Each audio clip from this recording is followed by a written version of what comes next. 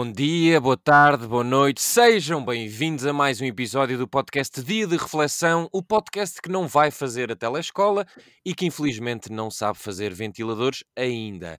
Como é que estão os meus convidados de sempre, Zé Pedro Silva, Rita Marrafa de Carvalho e Hélder Gomes? Como é que estão? Estamos bem? Dentro do possível. Não fazemos Acordadinhos? telescola, mas fazemos teletrabalho. Porque Exatamente. temos feito isto sempre remotamente. Ora bem. Sempre não é o meu caso, mas pronto. Nem o teu, Hélder. Não, isto do dia de reflexão, minha menina. Ok. Pronto, lamento imenso.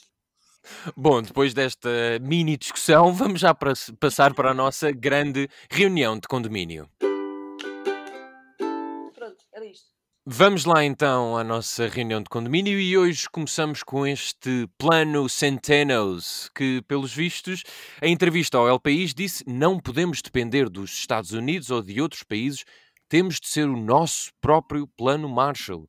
Zé Pedro Silva, como é que recebes estas palavras tão, não diria que impactantes mesmo? Temos que fazer o nosso... Já começaste a desenhar o plano Marshall ou não? Já comprei uns pincéis e uns lápis de cera e comecei a desenhar o plano Marshall. O que me parece é que o Mário Centeno vai conseguir, depois de cativar em Portugal, vai conseguir cativar na Europa, que vai ser uma coisa. Agora é que os europeus vão ver o que é bom para a tosse. Olha, literalmente para a tosse. Cativar no sentido económico ou financeiro do termo e não no sentido do príncipezinho, não é? Sim, não, no sentido económico ou financeiro. Mas eu acho o plano Marshall é existir, ou seja, uma ajuda externa, desta vez não será com certeza por via dos Estados Unidos, porque vão ficar tão ou mais arruinados do que nós. Por isso, aquilo que me parece que se suspeita lá nos picos da Europa é que podemos ter aquele problema que é virmos a ser ajudados por China. Eu acho que... Porque isto até vai completamente contra aquela ideia conspirativa de que a China é que tinha criado isto tudo para destruir o mundo ocidental. Essa conspiração existe, mas é um bocado estúpida, no sentido em que não parece muito vantajoso para a China que o mundo ocidental esteja destruído, porque eu não sei quem é que lhes vai comprar as bugigangas, não é? Não me parece que seja a África, e por isso é uma ideia completamente... Eles a comprar a África, portanto, vai nesse sentido, e não dos africanos comprarem coisas chinesas. Exato, e por isso é uma ideia absurda e portanto nós estivermos assim arruinados do ponto de vista económico ou financeiro, tanto na Europa como nos Estados Unidos, vá lá, a China tem um problema grande, não é? E por isso eu até acho que o risco hoje em dia é até mais esse, é de dependermos de uma ajuda chinesa. Essa ajuda chinesa também, se calhar é interessante trazer para a discussão aqui, Hélder, que Mário Centeno diz que será discutida na próxima terça-feira, na reunião dos ministros das Finanças da Zona Euro, uma linha de crédito de até, aliás, 240 milhões de euros, entre outras medidas de apoio aos cidadãos e às empresas. Um comentário sobre isto e também sobre este tal próprio plano nosso, o plano Marshall. Esta entrevista ao El País é boa no sentido em que Mário Centeno fala enquanto presidente do Eurogrupo, não olvidando que tem também o Ministério das Finanças em Portugal e também que tem outras legítimas aspirações para ocupar um outro cargo quando se mandar daqui para fora. O que ele diz, parece-me, é que todos os dirigentes europeus, na última semana, passaram o tempo todo a evitar falar dos Corona Bonds e tentaram arranjar eufemismos, tentaram arranjar outras designações que não passassem pela emissão de Eurobonds, que no caso seria para fazer face à pandemia de coronavírus e os efeitos dessa pandemia nas economias europeias. E então entraram numa tómbola de palavras em que de vez em quando saía, ora agora sai isto, ora agora sai aquilo, e ele agora fala de facto numa linha de crédito de até 240 milhões de euros. O que eu acho de facto muito interessante neste plano Marshall é que, à semelhança de termos como a guerra que começaram a ser usados indiscriminadamente para nos referirmos ao coronavírus, também, eu vejo aqui, eu faço uma pesquisa por Plano Marshall, só naquela de se as pessoas não tiverem acesso imediato à entrevista, podem pesquisar, portanto, Plano Marshall, Centeno. E além de encontrarem a entrevista ao El País, encontram, por exemplo, títulos como FIFA prepara Plano Marshall para amenizar os impactos da Covid-19 no futebol. Coronavírus devasta a indústria cultural dos Estados Unidos, que pede, portanto, a indústria cultural, um Plano Marshall. Portanto, está toda a gente a pedir Plano Marshall. Eu acho engraçado isto, porque há também aqui uma inversão de papéis, como dizia a Rita, ou foi o Zé Pedro, que os Estados Unidos estarão, em princípio, ao que tudo indica, numa situação bastante pior Fui do eu que disse, pá. nós. Ok, foste tu. Mas em off. Mas o Zé Pedro... foi em off. O Zé Pedro... Mas o Zé Pedro reforçou essa ideia. Isso. Aqui, em on. Exato. Sou um corajoso. Não deixa nada para dizer em público. Muito bem, mas aqui o que é engraçado de facto é a inversão de papéis, porque o Plano Marshall, como sabem todos, foram os Estados Unidos que ajudaram a reconstruir países aliados da Europa a seguir à Segunda Guerra Mundial. Pronto, lá está a retórica belicista a voltar e eventualmente seremos nós, Europa, a poder ajudar ou ter algumas condições para ajudar os Estados Unidos, não sei se sim ou não, o que me espanta bastante, até nas palavras de Mário Centeno, é esta nacionalização, este voltar para dentro de cada um dos países, ou seja... Sim, porque ele disse até que não faz sentido indexar a crise provocada por esta pandemia a programas de privatizações e reformas laborais. Pois, Houve outra... sim, e quando ele diz não podemos depender dos Estados Unidos ou de outros países, temos de ser o nosso próprio Plano Marshall, ele está a falar da Europa, da União Europeia, ou está a falar de Portugal? Eu percebi como sendo da Europa, Não, Helder. eu também percebi dessa forma e julgo que, como presidente do Eurogrupo, Claro. ele fala dessa forma. E claro que é essa a interpretação que deve ser feita. Eu temo é que os vários governos nacionais que fazem parte da União Europeia comecem a rasgar o eventual plano Marshall que saia da cartola de Centeno ou de Ursula von der Leyen ou de outros dirigentes europeus e comecem a fazer arriscar, lá está, com os lápis de cera do Zé Pedro, o próprio plano Marshall. E aí, pronto, é a desagregação. O que é que isso interessa? Porque o que é que interessa haver, neste caso, 27 Estados-membros se há uma Hungria que por decreto, começa a governar por decreto e faz um manguito ao Parlamento. O que é que interessa haver uma União Europeia se não há sanções em relação a isso? O que é que interessa um plano Marshall europeu para ajudar os países da Europa quando há declarações como as que ouvimos do Ministro das Finanças nos Países Baixos? É isto. Rita, então, se calhar, Hélder, usava as tuas perguntas para fazer perguntas à Rita, que é o que é que interessa um plano Marshall com uma Europa que já se começa a ver a estar bastante dividida. Pá, eu recuso-me a responder às perguntas do Helder. Pois claro. Eu só as faço. Mas fui eu que as fiz.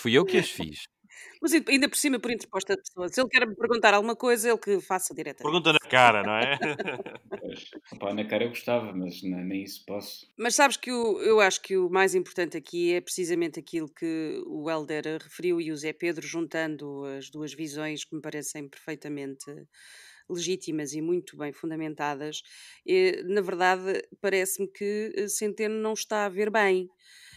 Isto partindo do princípio que se pretende um plano Marshall interno europeu, a partir desse momento, e lembrando que o plano Marshall foi um programa de recuperação europeia pós-Segunda Guerra Mundial para recuperar os aliados, não é? Os países europeus, e que chama-se Marshall porque o secretário de Estado dos Estados Unidos era George Marshall.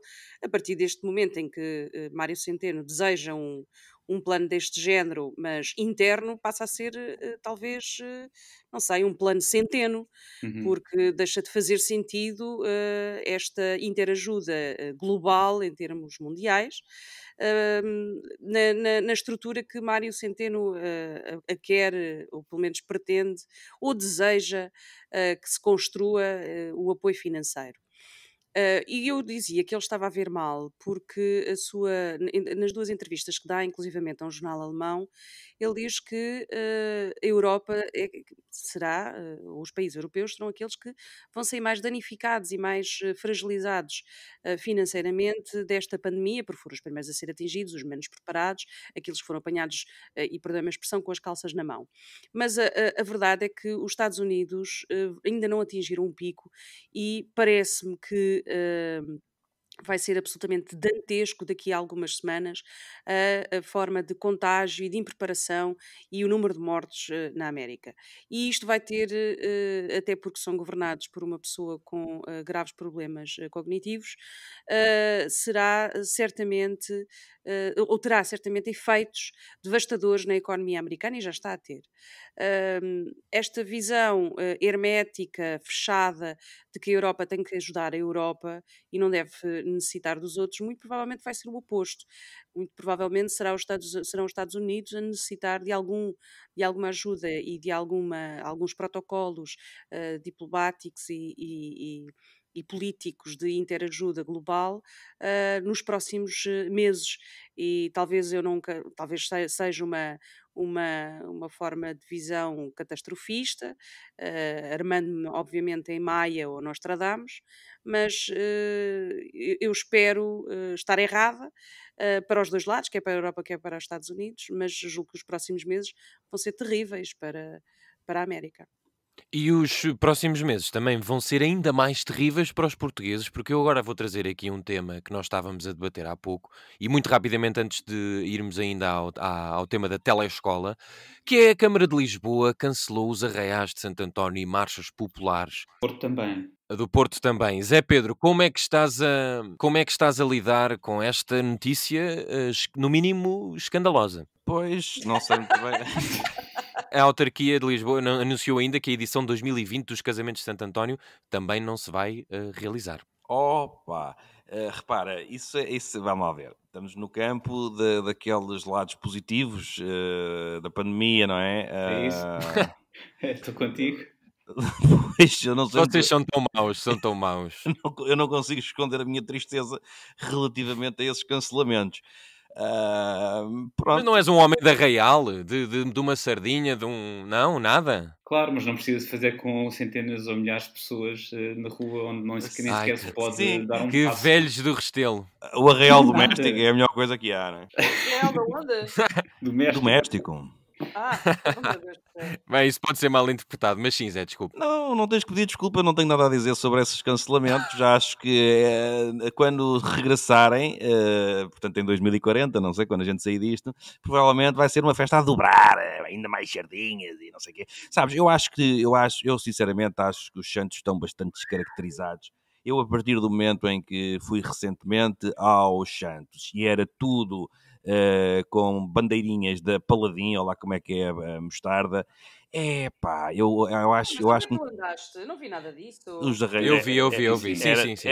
era tudo, ou seja, o pavilhão Rosa Mota agora é Super Boca Arena, não sei o que da Rosa Mota, e os Santos Populares também são uma mostarda, por isso, não. Mas aquelas coroas de nem sei de qual é aquele material que se colocam na cabeça, aqueles barretes. Esponja, é uma Exato, esponja. Pronto, por isso, É isso, descaracterizado. Esponjas é aquilo que as pessoas são durante os Santos, não é? Pois claro. exato. Por isso, olha, não há nada a lamentar assim de repente. Epá, eu acho Hélder, dramático. calma, Rita, não é a tua vez. Hélder, eu estou a fazer a ronda correta. Mas eu Calma, pus o dedo no aguarda ar, aí. eu pus o dedo no ar. Ninguém viu. Não vi. Hélder, então que também estás contente com este cancelamento, pelo que percebi? Sim, eu estou à espera só de todas as festas académicas, todas as festas de Pá, isso é que é extraordinário. tudo o que seja, o que meta.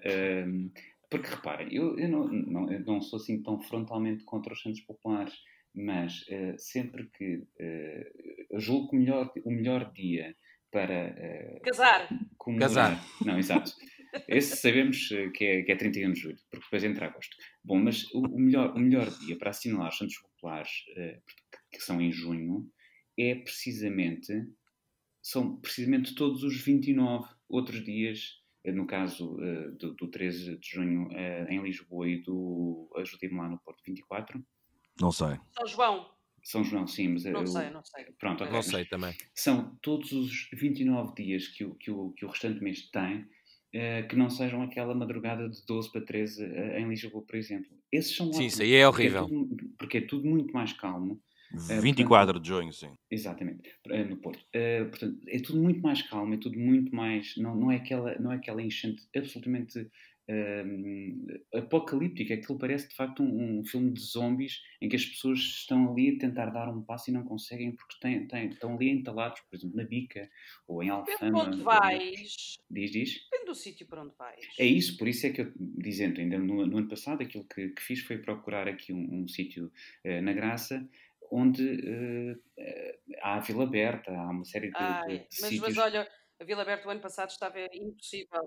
Pois, Se fores, estás a ver, se fores para um alfarrabista, de certeza que não encontras ninguém.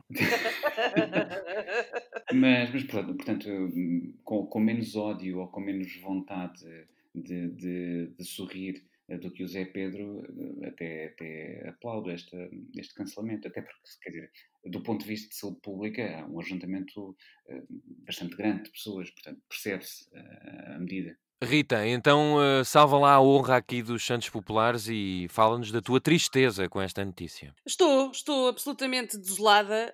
Tinha esperanças de ser madrinha da marcha de Alcântara ou da ajuda este ano. Parece que isso não vai acontecer, não é? Eu já estava a ver-me de mão na cintura, bamboleando a anca pela avenida abaixo e cheia de lantejoulas, que é o meu sonho. E infelizmente isso não vai acontecer. Eu confesso que sou fã dos Santos Populares. Não gosto de ajuntamentos excessivos, não gosto de excessos de embriaguez e de vómito nos cantos, mas acho que é sempre uma altura muito divertida de interação com os amigos e obviamente que se desvirtuou muito do que é aquilo, do que são os Santos Populares, mas acho que é sempre uma altura muito engraçada de Lisboa, péssima para estacionar, diga-se de passagem, ótima para gastar dinheiro, porque a especulação é extraordinária no que diz respeito à sardinha a 1,5€, mas eu acho que era inevitável isto acontecer, não é? Quer dizer, não fazia sentido absolutamente nenhum haver Santos Populares ou saía tudo de lá às 5 da manhã com Covid. Agora, o que eu acho ainda mais triste é que eu faço anos no dia seguinte, não é? Por isso, olha, meus amigos, é verdade, eu faço anos a 14 de junho e eu que achava que as festas só tinham sido criadas para celebrar com antecipação o meu nascimento, afinal vou ter que celebrar em casa à varanda. Mas foram, e eventualmente nessa linha de raciocínio tens de cancelar o teu aniversário. O meu Ou seja, eu este ano não faço anos, faço só 43 para o ano, está bem? Exatamente. Exatamente. 23. Bom, para 23, 43, exato. Para terminar Cada aqui pé. a nossa reunião de condomínio, vamos voltar a temas mais sérios, que é isto da telescola, que vai arrancar dia 13 de abril, numa parceria entre a RTP e o Ministério da Educação. Será apenas para os alunos do ensino básico, portanto, até ao 9º ano de escolaridade, e deverá ao ser 9º ano. emitida... O que é que eu disse? 9º ano? Sim, Deva- estava a ajudar. Ok, a repetir o que eu digo. Ok. E deverá ser emitida de segunda a sexta-feira através dos canais da RTP disponíveis, etc. Pelos vistos, já se está já para o ensino secundário e, sobretudo, para os alunos do 11º e do 12º, que têm exames nacionais agendados na segunda metade de julho, pode haver uma solução diferente, porque parece que, segundo o Expresso, o Primeiro-Ministro quer retomar as aulas presenciais e a data em cima da mesa é 4 de maio. Zé Pedro Silva, o que é que te parece esta telescola? Deduzo que não tenhas ainda crias no 9º ano de escolaridade, mas se te parece uma boa ideia ou, enfim, não vai ajudar em absolutamente nada. Eu começo por registar o facto de eu ter dito que este tema era uma belíssima trampa e tu começas comigo que não tenho assim nada a dizer sobre... Só estou a respeitar a ordem, meu querido. Pronto, ok. É que a minha dificuldade sobre falar sobre a telescola é enorme, porque eu não tenho mesmo rigorosamente nada a dizer. Acho que é curioso regressarmos a isso, acho que sim.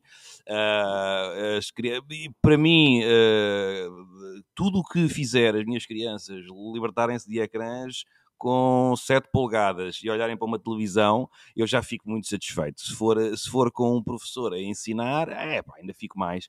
Mas pronto, é só esta nulidade que eu tinha para dizer sobre isto. Então vamos ver se o Hélder e a Rita depois te ajudam a dar uma crítica ou uma opinião. Hélder, Como é o que se que é que pode, te como é parece? que se pode criticar uma telescola? Quem é que é isto?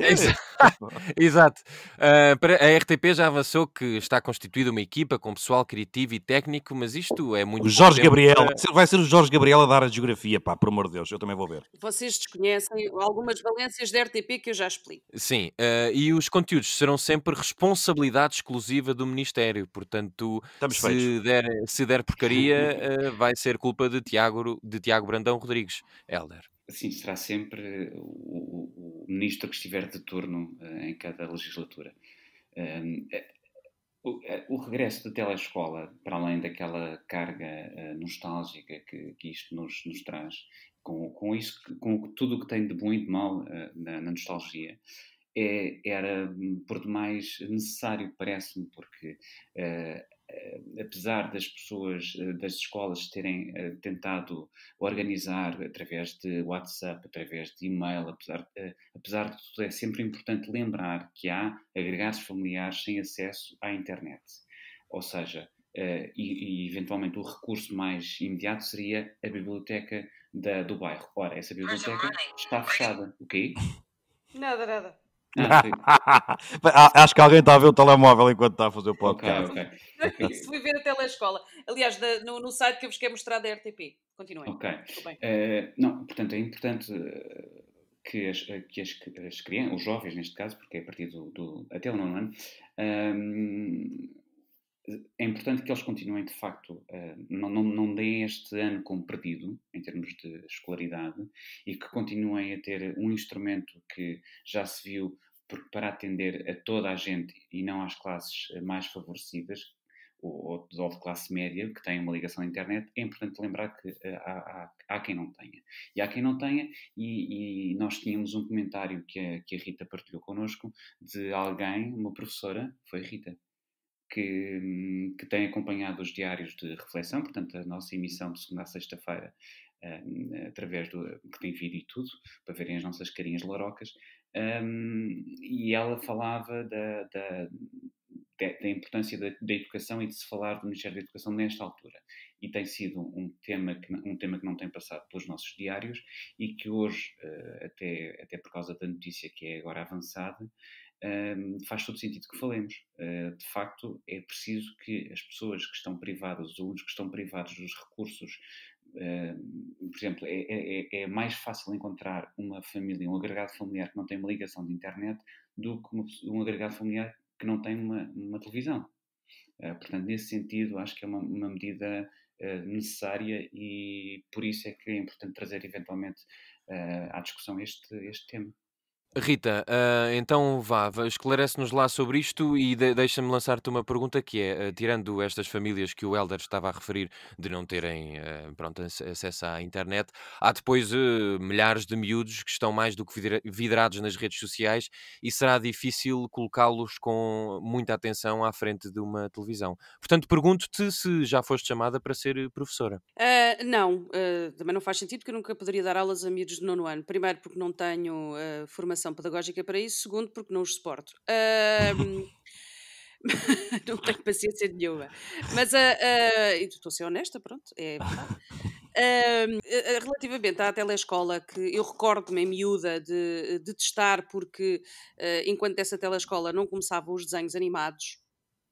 E a minha mãe, por acaso, foi professora com telescola, porque em muitas escolas utilizava-se como suporte didático as aulas da telescola. O regresso da telescola num formato sedutor e impactante é um desafio muitíssimo grande, quer para o Ministério da Educação, quer para a RTP. A maior parte das pessoas não sabe, tem que ser sedutora, os miúdos têm que achar aquilo que é realmente muito interessante, não é? Mas o que vai ser difícil, acima de tudo, é os pais, e isso cabe, obviamente, às suas responsabilidades parentais, definirem os próprios horários e a obrigatoriedade de formação dos seus filhos, não é? Porque vão ser docentes, orientadores e vão ter que estabelecer horários para que os filhos estejam frente a uma televisão, e depois para os próprios professores desses alunos que, estando em casa, vão ter que fazer avaliações. E isto é que eu acho mais difícil, é como é que vão atestar que os conteúdos foram apreendidos e bem apreendidos e que o aluno está apto a transitar de ano através de uma formação por telescola.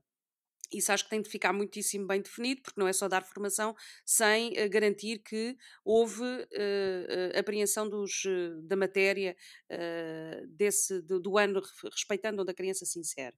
Depois, a RTP, que já tinha esse hábito da telescola e que se perdeu, por razões mais do que óbvias, vai ter o canal da RTP Memória.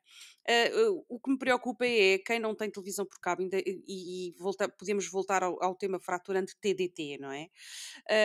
No entanto, eu também sei que existem muitas autarquias, muitas juntas de freguesia que vão dar apoio à sua população que não tem internet, para que possam ter acesso a determinados conteúdos através da web.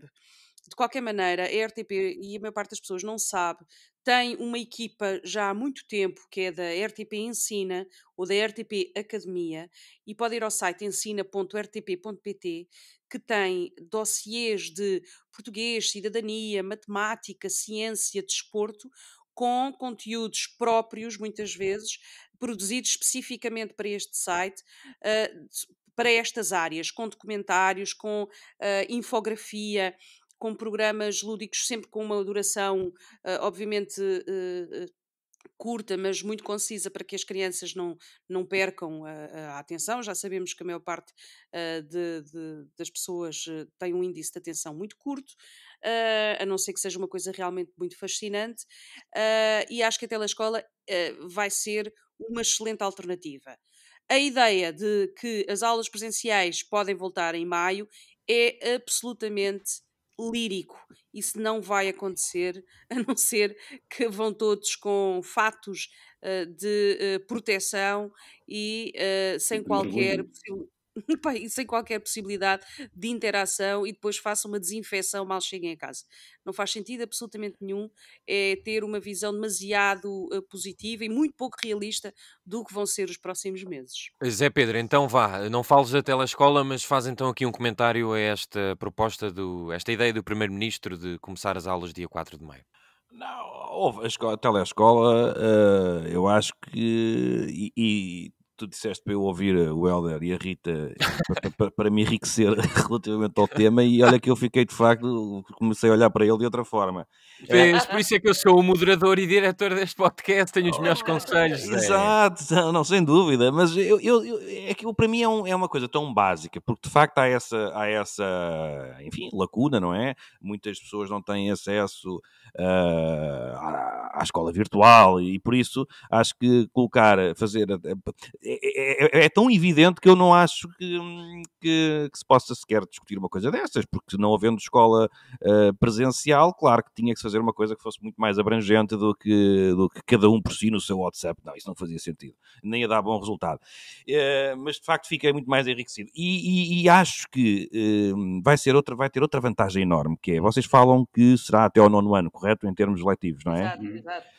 Mas eu desafio, eu acho que será importante também muitos pais verem também as aulas. Eu acho que podemos sair desta pandemia com bastante mais formação.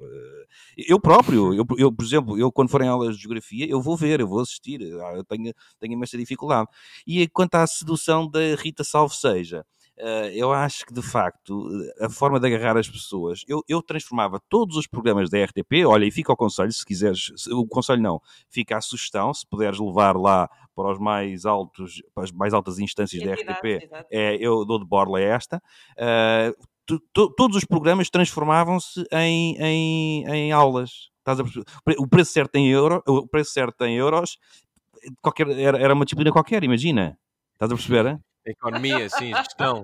O telejornal, por exemplo, deixava de ser o telejornal e passava a ser, por exemplo, o telescópio. E então era o José Rodrigues dos Santos a dar ciências. Fica a sugestão. Eu acho que assim todos víamos e todos aprendíamos qualquer coisa, que bem precisamos. Muito bem, este podcast também serve para sugestões didáticas e depois, se calhar nos comentários ou no Facebook, Rita, deixamos lá isto que estiveste a dizer da RTP, que pode dar jeito a muita gente, nem que seja as pessoas que ouvem o diário, de reflexão. O Herman, cá por casa, era cá pela escola. Coisas assim, estás a ver? Olha, e em vez das aulas de religião, educação moral e religiosa católica, Diácono Remédios. Ora bem. Olha. Era ótimo, muito bem. Se alguém se lembrar de mais uma, depois fazemos mandar as pessoas a um sítio ou a Pisadeira Vermelha, que é para onde vamos já a seguir. Ora bem, então vamos lá ver aqui as pisadas dos meus convidados, sempre queridos e fantásticos. Vou começar com a Rita. Podes começar, Rita. Portanto, foi a que gostaste mais, não é? É, sim, claro, claramente. Estamos no quê? Na pisada? Bom dia. Olá, Bom dia, boa sim. tarde, boa noite. Bem, então é o seguinte, eu queria mandar uma valente pisada e, se possível, queria mandar mais qualquer coisa. Um chapadão, uma reprimenda, um pontapé calduço, nos uma tomates. velinha. Não, eu também não chego a esse ponto. Pode danificar para tudo sempre a possibilidade de possibilidade de felicidade e de procriação. Não, isso não. Queria fazer tudo isso a um senhor que mora em Espinho e que está infectado com o novo coronavírus e que decidiu sair. Sair para quê? Primeiro foi uma padaria, comprou os seus pãezinhos e brioches, e depois foi a um hipermercado fazer compras. E queira Deus que não tenha, a Deus ou a Alá ou a Shiva, o que vocês quiserem, O Buda. que não tenha, o Buda, faltou-me esse, que não tenha infectado ninguém durante este seu percurso de casa a padaria para mercado e depois outra vez para casa. E porquê que eu digo, porquê que eu sei tudo isto? Porque quando ele chegou a casa, tinha a polícia à porta para ser detido. Porque, ao que parece, isto de facto está a ser levado muito a sério. Ainda bem, nós podíamos duvidar. Lá estão eles não vão conseguir agora estar a fiscalizar as pessoas todas, têm a obrigação de confinamento obrigatório. Isto não vai ser possível. Não, mas parece que sim. Porque todos os dias e a várias horas do dia, as autoridades ligam para a pessoa que tem esta obrigação, porque está contaminada, não é? E tem que ficar em casa, para saber onde é que estão. Tipo pulseira eletrónica, mas... Parece também, não é? Exato. Estás bem? O que é que tens feito? Pronto. E pergunto à pessoa se precisa de alguma coisa, como é que está, como é que não está, pronto. E, ao que parece, a polícia ligou, o senhor não atendeu. Não atendeu porquê? Porque se ouvir patinadora à caixa central. Ia-se ouvir isto e era desagradável e pronto. E ele não teria como dizer onde é que estava ou confirmar que estaria em casa. Então tinha um polícia à porta. O senhor foi, obviamente, notificado que foi constituído o auto e este senhor vai ser, quando puder, quer dizer, quando deixar de ter o vírus na cabeça, essencialmente na cabeça, coisa que eu desconfio que Nos nunca vai pulmões. deixar de ter. Nos pulmões, exato. Mas eu acho que ele tem na cabeça também. Vai ter que ser presente a um juiz. Eu recordo que este crime é punível com uma pena de prisão até 1 ano ou uma multa até 120 dias. Mas há um agravamento. É que se ele contribuiu, se provar que ele contribuiu para o contágio, ou seja, se que há dolo, que ele saiu sabendo que poderia contaminar outras pessoas e que de forma eficaz acabou por fazer, colocando em perigo a vida de outras pessoas, esta pena é punível com pena de prisão de 1 a 8 anos. E eu espero mesmo que isto se faça a todos aqueles, neste caso estamos a falar de, se me recordo dos números de ontem, 29 e 10 no cerco sanitário de Ovar, e que isto se aplique de forma eficaz e de forma justa, porque ter este tipo de comportamento, sabendo os riscos, porque não é por falta de informação, que correm quando saem de casa, estando contaminados com o novo coronavírus, é de uma inconsciência criminosa. Zé Pedro, vá, para não ficar chateado, vou colocar-te em segundo lugar. Antes disso, acrescentar a pisada da Rita com esta ideia, porque nós falámos ontem no diário, acho eu, sobre as prisões, e, portanto, cada vez que eu ouço que estes infectados ou pessoas que estão em confinamento obrigatório são detidas, eu pergunto, são detidas para onde? Já falámos sobre isso, Zé Pedro. É que num estado de emergência, que supostamente, em termos históricos, nós sempre assistimos a estados de emergências ou suspensões da lei, como coisas de más. Só que neste caso específico deste estado de emergência, as pessoas ficam presas em liberdade. O que é assim uma coisa um bocado escarifobética. Agora, se calhar, ia para a minha pisada, não? Vá, força. Que era em quem? Era em quem? Era na DGS e na Organização Mundial de Saúde.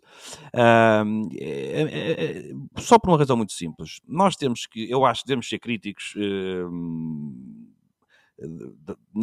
Nestas alturas as pessoas têm sempre tendência, não podemos criticar, está sempre difícil, as pessoas estão a dar o seu melhor, mas eu acho que há aqui uma crítica que tem que ser feita, porque esta pandemia ninguém estava à espera, mas os cientistas deviam, e aliás, há um cientista qualquer, ou um estudo que saiu numa revista, enfim, que alertava para o perigo de um acontecimento destes. Portanto, isto estava a ser, de alguma forma, em estudo, não é? Esta circunstância poderia, de facto, ocorrer. E, portanto, a meio dela, nós leigos, cidadãos que não temos responsabilidades de saúde pública, a assistir a uma guerra de máscaras. Põe máscara, tira máscara, é para usar máscara, não é? Máscara, tira a máscara. Exatamente, é o Kim Barreiros em versão pandémica, que eu sinceramente pergunto-me se eu não tenho a obrigação de encostá-los à parede e dizer o que é que vocês andaram a fazer este tempo todo?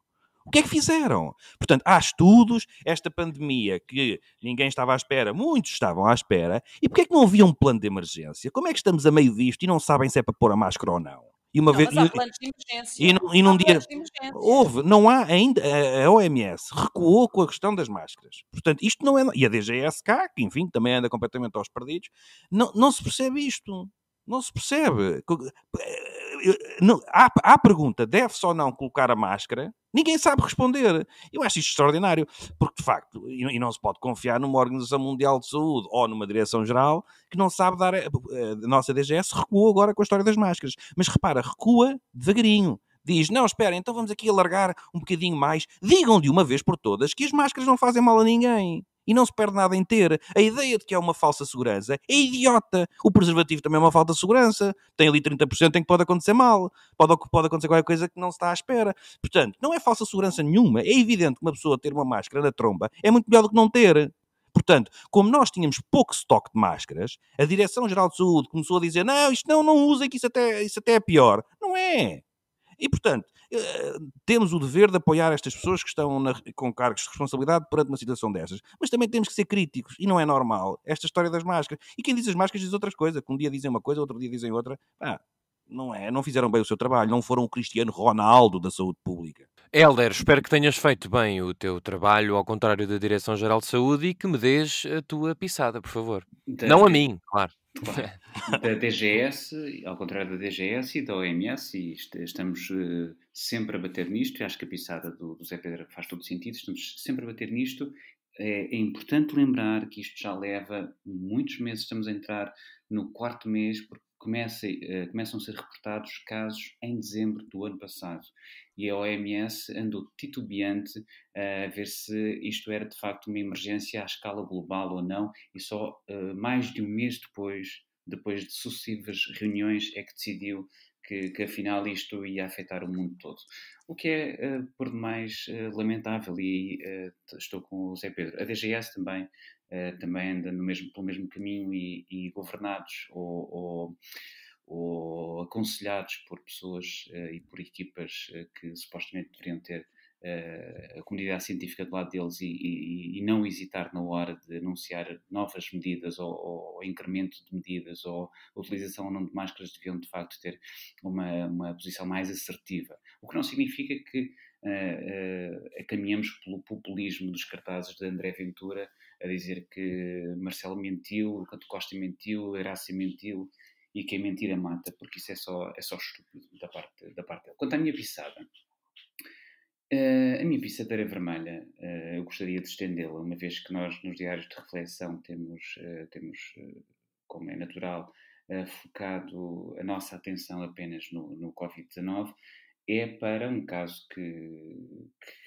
quer dizer, é só lamentável, e é lamentável e hediondo a todos os níveis, mas que tem passado um bocadinho, tem-se falado, mas tem passado um bocadinho para segundo plano por causa do coronavírus.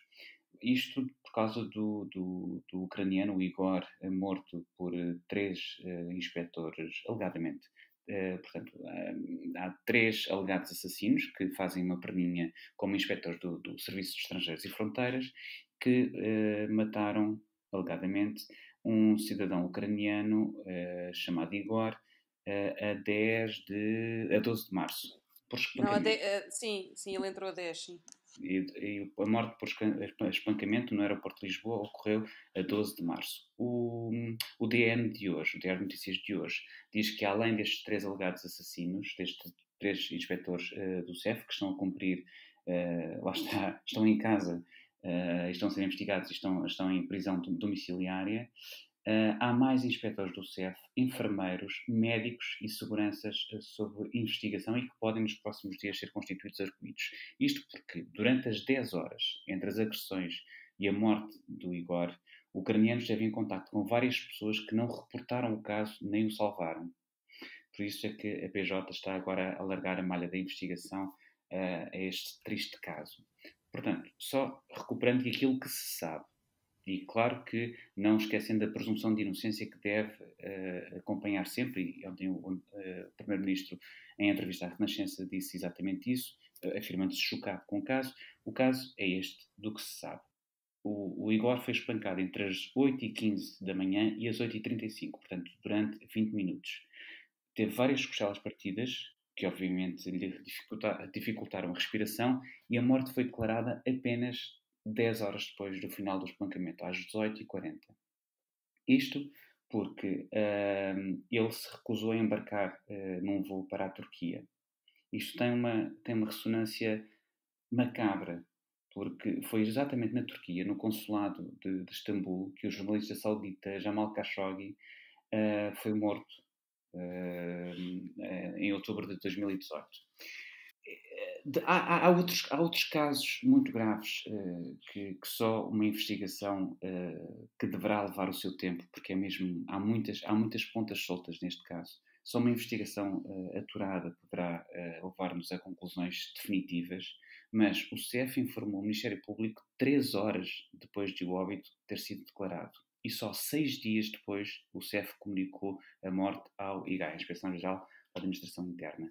Portanto, neste caso, além dos 3 inspectores, e a minha pisada é todas estas pessoas envolvidas no caso, além dos 3 inspectores que estão agora em prisão domiciliária, é também aos seguranças do Centro de Instalação temporário do CEF, mais 2 inspectores, uma enfermeira e 2 socorristas da Cruz Vermelha, o médico do INEM que declarou o óbito e 2 agentes da PSP que escoltaram a ambulância. Muito bem, e eu para terminar... Lamento a pisada tão extensa, mas é um caso que... Não faz mal, a pissadeira vermelha é para esse espaço também. Pronto.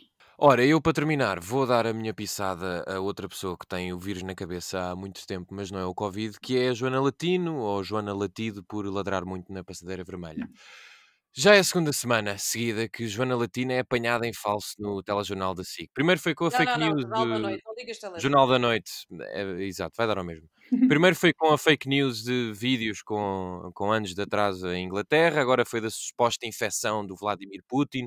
A única fonte era o da Sun, que só falava em possíveis hipóteses, portanto, só havia um possível medo de que ele estivesse infectado, portanto, só Joana Latino é que sabia que o Putin estava, de facto, infectado. A primeira vez, toda a gente pediu desculpa, menos Joana Latino. Da segunda não ouvi propriamente nada e a própria Joana Latino ficou calada que nem um ratinho. Qual não é o meu espanto quando eu venho mesmo a descobrir que a Joana Latino tem mesmo uma carteira e tudo.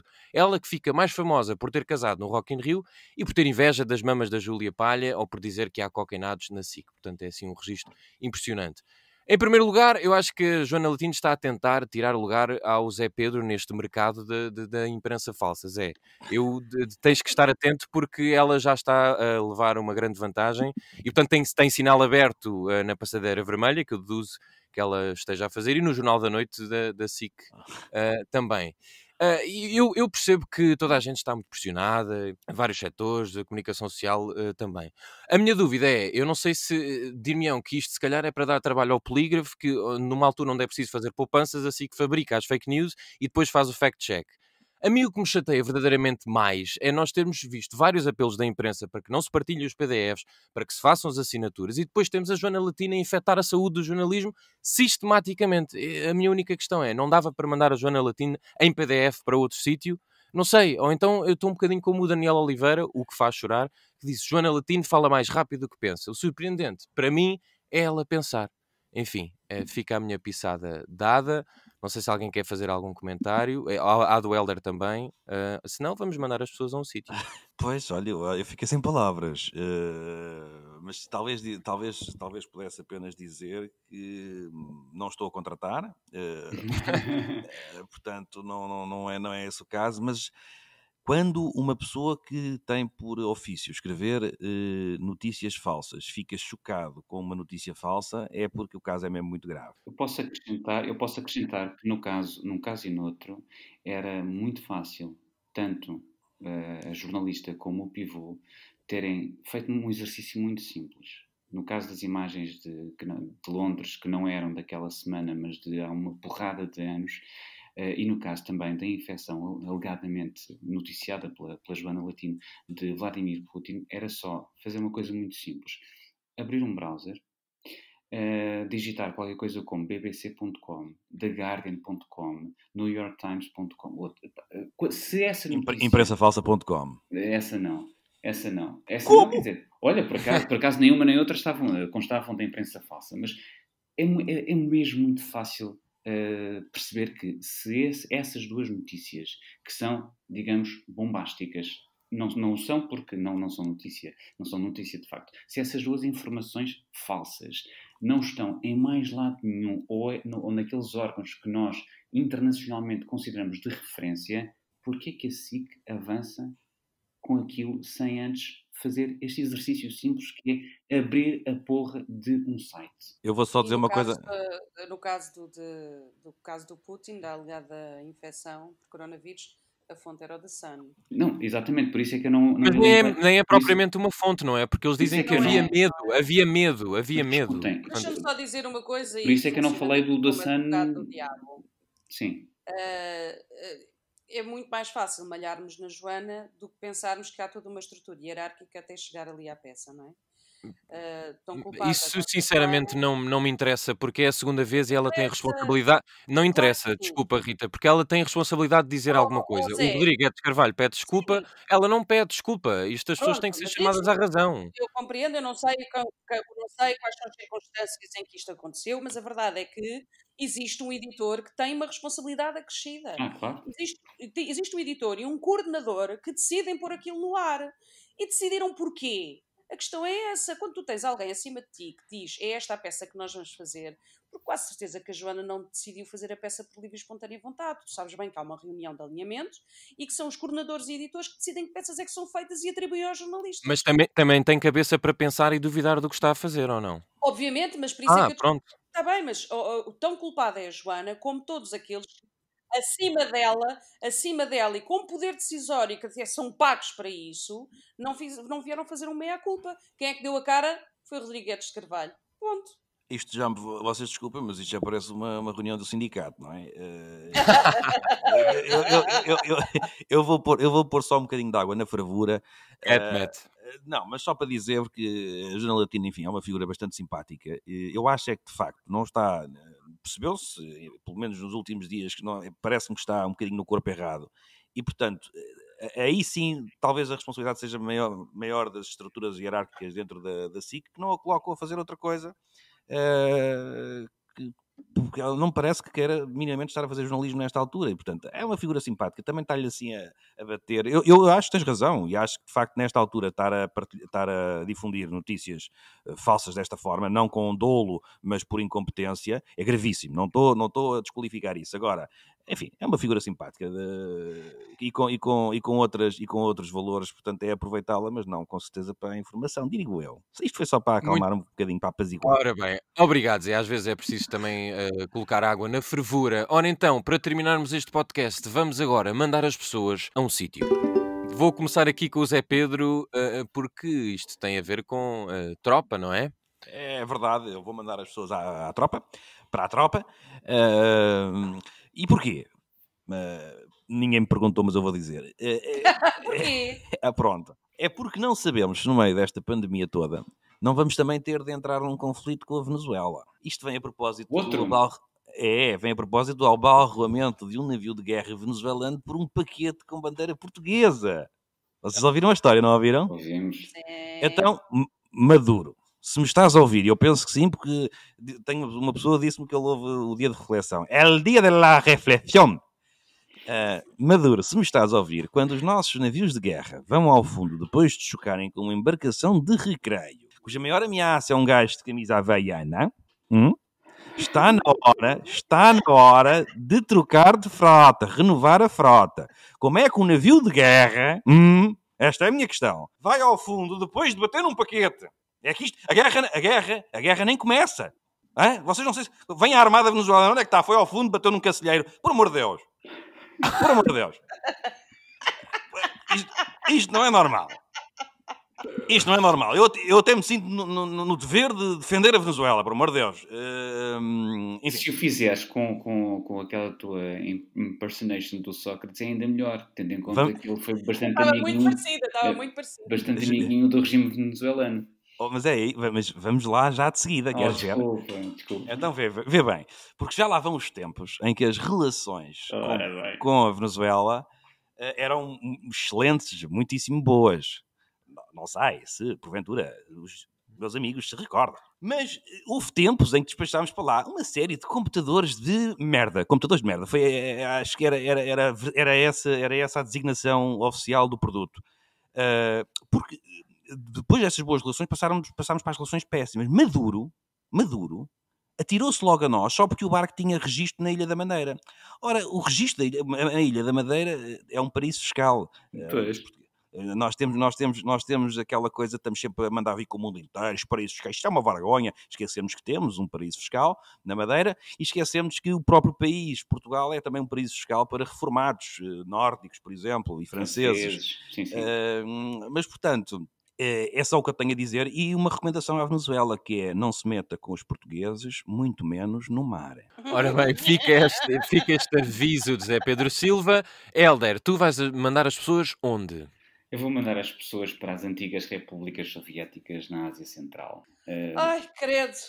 Não, mas vais gostar. Eu dou 3 exemplos muito rápidos. Turcomenistão. O presidente promoveu uma erva medicinal como cura para o coronavírus. A Bielorrússia mantém as escolas e as empresas abertas e o presidente propôs mezinhas como, por exemplo, suar as estupinhas numa sauna ou beber vodka. E disse, é melhor morrer de pé do que de joelhos. No Tajiquistão, as autoridades juntaram 12.000 estudantes num estádio para assinalar o Ano Novo Persa, o Nowruz, que este ano bateu no nosso 20 de março. E durante esta celebração, o presidente elogiou a limpeza dos seus concidadãos e apresentou isso como motivo de a pandemia ainda não ter pegado destaque naquele país. Há, claro, um par de relatos de estudantes que foram ameaçados de expulsão se, por acaso, não se juntassem a estes 12.000 que assinalaram para presidente ver e nação ver o Ano Novo Persa. Estes países, eu acho sempre muito curioso, o Zé Pedro ainda há pouco falou da Venezuela, e eu acho sempre muito curioso, muitas vezes, a linha internacionalista do nosso PC, porque é só lamentável. Estes países fazem parte, e isso aplica-se à Venezuela, mas também a regimes como a China, a Rússia, mas também estes países que fazem parte de uma correia do bigode. Isto tem muita graça porque chama-se a correia ou o cinto do bigode, porque estes estadistas, vamos chamar-lhes estadistas, usam bigode. E é engraçado outra coisa, que é após o colapso da União Soviética em 1991, estes artolas continuam a operar à velha maneira soviética, com controle quase total das forças de autoridade e dos órgãos de comunicação social. São os verdadeiros negacionistas da perigosidade deste vírus, o que é estúpido, porque, tendo em conta o aparato repressivo e a forma como eles controlam tudo, poderiam ter uma vantagem sobre as democracias. Eu não estou a defendê-los, estou só a dizer que, mesmo do ponto de vista de confinar, de manter as pessoas dentro das suas casas, era muito mais simples e, eventualmente, não... É como a China fez, não é? Precisamente, é o que eu estou a dizer. E que eu não... É o que eu estou a dizer que, de facto, esse exemplo chinês poderia ter sido aproveitado, uma vez que eles têm os instrumentos repressivos para isso, não defendendo, obviamente, a forma como a China lidou com o vírus. Portanto, Helder, tu defendes um Estado musculado fora, mas cá dentro não. Não, é pelo contrário. Não, estava-me só a meter contigo. Sim. Estava-me a meter contigo. Ora bem, Rita, vais mandar as pessoas onde? Eu gostava que as pessoas fossem comprar marmelada. Porquê? Marmelada? Porquê? Ou seja, sempre que saírem, mas por saírem ao supermercado, mas por questões realmente imprescindíveis e necessárias. Se forem comprar mantimentos, por favor, comprem marmelada e biscoitos. E porquê? Eu digo porquê. Não me perguntaram, mas eu explico. Porquê? Porquê? Uma senhora que se chama Rita Reynolds, de 99 anos, acusou positivo ao novo coronavírus em Inglaterra e recuperou. É a doente mais idosa do Reino Unido a recuperar do novo coronavírus e, ao que parece, recuperou comendo apenas biscoitos e sandes de marmelada, segundo alguns jornais. Por isso, inclusivamente o neto, que também deve ter coronavírus no cérebro, disse que esta pode ser, de facto, a solução, pode estar aí a explicação para que ela tenha recuperado com tanto vigor e com tanta rapidez. Inclusivamente, ele continua a proferir disparates, como dizendo que a minha avó nunca comeu vegetais ou fruta, ela só se alimenta de sandes de marmelada e biscoitos. Como tal, se tiverem possibilidade de encontrar marmelada, aproveitem, é assim, é como a máscara, mal não faz, não é? Mas também dá para fazer em casa, marmelada. Não é dessa que a senhora aos 99 anos já deve ter pouca mobilidade nas articulações. Não, a ver pela fotografia que é apresentada, pelo menos nas mãos aquilo já não deve funcionar muito bem. Mas também dá, de facto, para fazer marmelada em casa a partir dos marmelos. E não estou a falar Pois dos é isso. marmelos, e não estou a falar dos marmelos que ficam Eu abaixo acho do que pescoço. só por causa disso nós devíamos terminar isto com a música aquele senhor que canta dos marmelos, não é o Kim Barreiros, mas é outro. Não sei qual Não é sei que se é. depois não nos corta o pio, mas podemos experimentar. São só 15 segundinhos. Espera, já não me lembro muito bem. Também há a Joana que canta uma música que eu fiz marmelada, não sei se conhecem também. Não. Que fica, já sabem que em termos de. Eu só conheço música clássica, desculpa. É o Nel Monteiro com Azar na Praia, que termina. Ora bem. Fomos tu e eu, ok. Fomos com os marmelitos à mostra. Exatamente. Pronto, se puderem então, comprem bens essenciais, mas acima de tudo marmelada. Agora não se embarquem porque há outras pessoas que também vão querer, obviamente, curar-se deste vírus e a marmelada parece ser essencial, pelo menos foi para esta senhora de 99 anos ou para o neto dela que deve ter um vírus no cérebro. Ora bem, e Não me eu admirava nada, desculpa só dizer-te, mas não me admirava nada com esta balbúrdia que vai na OMS que isto se resolvesse com marmelada. Eu estou para ver a conferência de imprensa da OMS. Yeah, it's true. We have noticed that marmalade possibly is the answer for this problem, for this virus. Estou a imaginar a conferência de imprensa. E aqui a nossa Graça Freitas a dizer, vão barrar a marmelada na torrada, vamos barrar, e vão comer uma torradinha de manhã e uma à tarde. Pronto, podemos terminar isto com a Lady Marmalade. Ora bem, não podemos porque ainda falta eu mandar as pessoas a um sítio, não é? Que falta de respeito pelo diretor, não? É muito rápido, prometo. Eu queria só mandar, enfim, não posso mandar porque as pessoas não podem viajar, mas eu queria mandá-las para Amsterdão. Aliás, não, Amsterdão é para um museu que foi agora assaltado. Roubaram uma peça de uns ladrões, roubaram uma peça do Van Gogh, a única, penso eu, que havia. O que mais me surpreende é o museu estava fechado até 1 de junho e eles conseguiram entrar e roubar a peça. E já não é a primeira vez que o museu é assaltado, acho que em 2007 também foi. O mais engraçado é que as obras roubadas nunca vão poder ser vendidas legalmente e o mais provável é que acabem por ser vendidas por cerca de 10% do seu valor no mercado negro. Portanto, não sei o que é que adiantam estes dois senhores arriscarem-se a apanhar Covid, a assaltar um museu e no fundo não vão, olha, se calhar dá dinheiro para comprar marmelada. Olha, eu estou aqui a olhar para o quadro roubado, é bem bonito, e isto porque queria ajudar-te. De facto não é em Amsterdão, é em Laren, que fica a 30 km de Amsterdão. Chama-se o Jardim do Presbitério de Nuenen na primavera. É assim. É muito bonito. Mas vamos lá ver uma coisa. Foste tu, não foste, Helder? Diz? Sim, claro. Não, mas agora no próximo diário aparece o Helder com o quadro lá atrás. Não, Exato. isso era ótimo. Opa, posso, Mas, por acaso posso imprimir. Posso imprimir uma reprodução. Posso imprimir e colocar na parede. mas olha, Zé, querias dizer? queria dizer apenas que 10% disto é uma pipa de massa. Não sei se. Não, é verdade, é verdade. eu- Quer dizer, não sei, é uma boa questão. Podemos Eu- depois no diário esclarecer quanto é que vale. Vou assumir publicamente e para todos os efeitos que eu era perfeitamente, era capaz de ser ladrão, mas só conseguia assaltar duas coisas, que era museus e bancos. E bares. E genuinamente, não, genuinamente gostava de ser ladrão de arte. Muito bem, fica aqui o sonho de Zé Pedro. Termina mais um podcast de dia de reflexão. Hoje não tenho estudos, não encontrei estudos interessantes o suficiente. Só há estudos É sempre sobre... boa a formulação. Hoje não tenho estudos. É tão bom ele a dizer que não tem estudos, pá. Perdi o Exato. grau académico, perdi a 4ª classe. Depois de começar o telescola, ele já não vai poder dizer isto, não é? Pois. Aliás, a RTP ouviu-me e o Ministério ouviu este podcast. Portanto, terminamos. Ouçam-nos em todas as plataformas. Vejam os diários de reflexão no YouTube. Estamos no Spotify, estamos no SoundCloud, estamos em casa. Ouçam-nos se quiserem ou não. Para mim dá-me igual. E terminamos com a sugestão da Rita. Vamos avaliar ainda ou não se lançamos a música, mas pronto. Se os próximos segundos tiverem música boa, se não tiverem, ouçam-nos outra vez, que também temos vozes muito bonitas. Até para a semana.